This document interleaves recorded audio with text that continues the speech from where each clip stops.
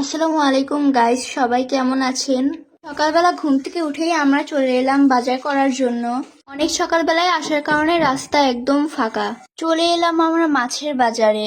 এখানে অনেক ধরনের মাছ আছে, শোল মাছ, কাতলা মাছ, তেলাপিয়া মাছ, রুই মাছ, আরো অনেক ধরনের মাছ আছে। এখানে বাটা মাছও আছে সাথে। পাশে বিভিন্ন ধরনের বড় মাছ আছে, কিন্তু ওইদিকে আর ভিডিও করা হয়নি। এখান থেকে 2 কেজি বাটা মাছ নিয়ে নিলাম মেহমানদের ফ্রাই করে দেওয়ার জন্য।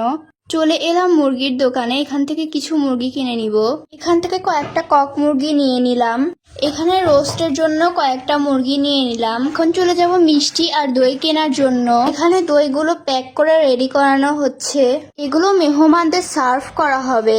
বনলতা থেকে কিছু মিষ্টি কিনে নিলাম। এখানকার মিষ্টির কোয়ালিটি অনেক ভালো। এখানে আরো অনেক কিছু বাজার করা হয়েছে, কিন্তু সেগুলো ভিডিও করা হয়নি। 2 হাত ভর্তি বাজার থাকার কারণে ঠিকমতো ভিডিও করতে পারিনি। এখন একটা ভ্যান নিয়ে চলে যাচ্ছি বাসায়।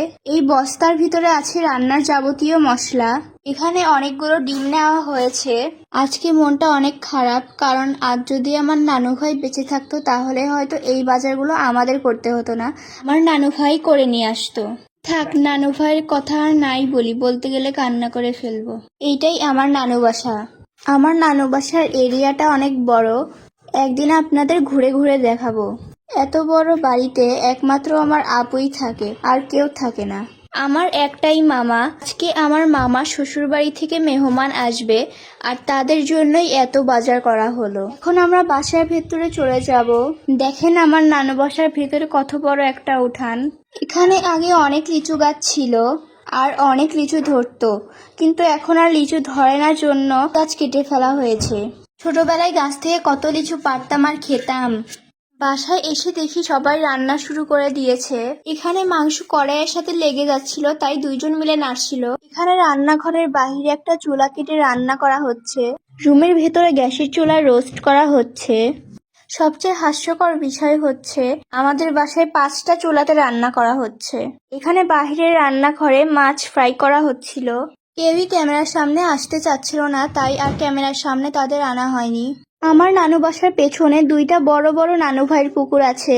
গরমের সময় পুকুর পাড়ে বসে থাকার মজাই আলাদা। এই পুকুরে সবাই গোসল করে, কিন্তু আমি কখনো গোসল করি না, কারণ আমার অনেক ভয় লাগে। এই পুকুরের পানি কয়েক বছরের আগে যখন শুকিয়ে গিয়েছিল, তখন আমি হাত দিয়ে মাছ ধরেছিলাম।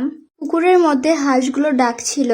বর্ষার সময় পুকুরের চারপাশ পানি দিয়ে একদম ভরে যায়, এখন দেখতে অনেক সুন্দর লাগে। পুকুরের চারপাশ দিয়ে অনেক নৌকা থাকে। আমার মামার শ্বশুর বাড়ি থেকে সবাই চলে এসেছে। আজকের মতো এই পর্যন্তই। সবাই ভালো থাকবেন, সুস্থ থাকবেন। আল্লাহ হাফিজ।